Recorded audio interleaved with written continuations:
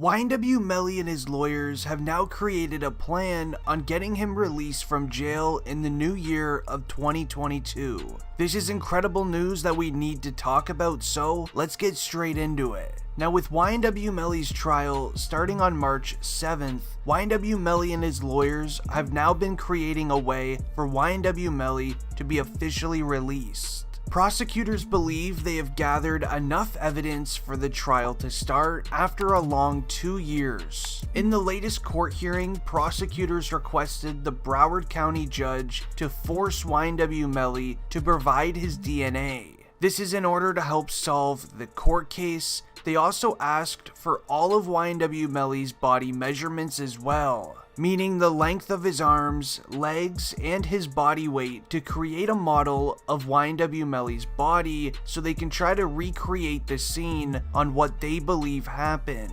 YNW Melly and his lawyers agreed to the prosecutor's terms. In return, they would like to have a speedy trial. This means that the court date March 7th will not be able to be pushed back or delayed for any period of time. YNW Melly and his lawyers know it's taken law enforcement years to find any sort of evidence on the rapper. And who's to say that they don't try to delay it even further when the trial is set to start? If the speedy trial does end up getting accepted and the prosecutors don't have good enough evidence, YNW Melly will then be officially released from jail under the Florida law. But right now, here's a majority of the evidence that's going against YNW Melly on March 7th. So in this photo, this is where everyone was sitting inside of the Jeep when the so-called drive-by occurred. So this explains as to why prosecutors want YNW Melly's body measurements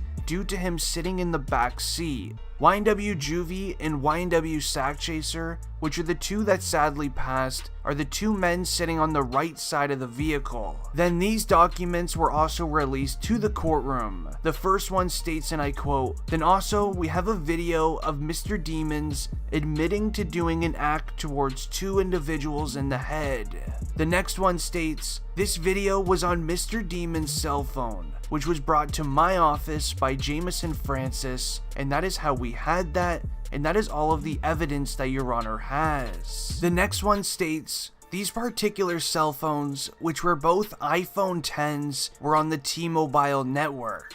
And so T-Mobile has a very interesting feature where it will tell you the environment the cell phone is in. So from these cell phone records, I can tell you the exact moment Demons got out of the car and staged the drive-by location. Also in the vehicle where YNW Melly allegedly did the act towards two individuals, there was evidence left behind in the car, being a yellow jacket. So this yellow jacket was analyzed by the sheriff's crime lab, and there was a report then issued with it. Dated on September 2nd of 2021, the report indicates that Anthony Williams, aka YNW Sack Chaser's DNA, was a part of the sample, and that there are 3 other potential contributors. The contributor profiles are not eligible to be entered. That's why they need YNW Melly's DNA, as the prosecutors want to prove that Melly is guilty by using a DNA test that was on the yellow jacket. So all of this evidence is crucial against YNW Melly when you hear the official timeline on what happened the day Sack Chaser and Juvie sadly passed.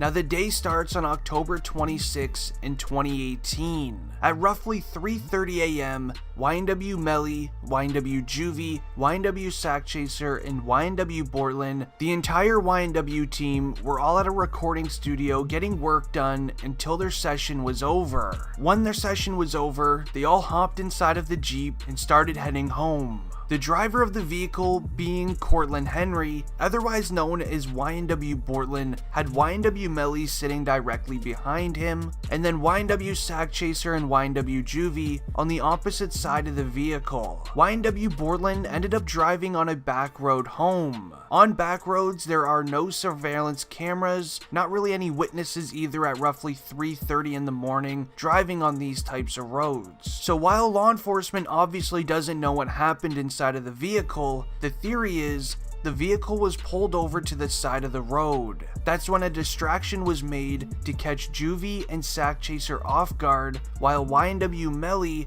did the act towards them in the vehicle. So law enforcement believes it was YNW Melly who did the act for the evidence I shared earlier, and a very important text message that he sent his girlfriend roughly 2 weeks later. This message says, and I quote, "I kept Bortland with me because at the end of the day, he did one of the realest stuff in my life." It was also around this time where allegedly that video on YNW Melly's cell phone was recorded of him pretty much admitting to doing it. Now this could be YNW Melly's way of thanking Bortland for remaining loyal and not snitching. But after the act was done, the Jeep was allegedly brought into a side parking lot where nobody was in sight. This is where YNW Melly and Bortland roughed up the vehicle on a 360-degree motion to make it appear as if it went through a drive-by, because then that is the story they're going to be telling law enforcement as to why Sack Chaser and Juvie sadly passed. Law enforcement allegedly believes this is the case due to YNW Melly and Bortland taking 40 minutes to get Sack Chaser and Juvie medical attention after a so-called drive-by. Now it wasn't until February 13th where YNW Melly was brought into jail for the act that led to Juvie and Sack Chaser's passing. YNW Bortland was also arrested and brought into jail for 2 counts of accessory and helping YNW Melly cover it up. Law enforcement has been building evidence on YNW Melly for 2 years. But the one very concerning part of it all is that YNW Bortland was originally arrested with YNW Melly. And the entire time that they were locked up together, they would always put in bail requests at the same time. That way they have court hearings on the same day. And well, after a few applications for bail, YNW Bortland was then randomly accepted for bail. But YNW Melly was told that he has to sit in jail until his trial begins. This is where it makes people believe law enforcement has some evidence that they're not willing to share until the trial begins. Because it doesn't make honest sense as to why they would just let YNW Bortland free, because who knows, Bortland was in the vehicle with them that day. He could have very easily been the one to do it as well. So they must have groundbreaking evidence that we're not aware of yet. But hopefully YNW Melly and his lawyers are prepared to go to trial. If you want to stay up to date with the trial, which does start very soon, make sure you subscribe to the channel and turn on post notifications. Anyways, this has been District Trending, and I'm out. Peace. If you want to stay up to date with the trial, which does start very soon, make sure you subscribe to the channel and turn on post notifications.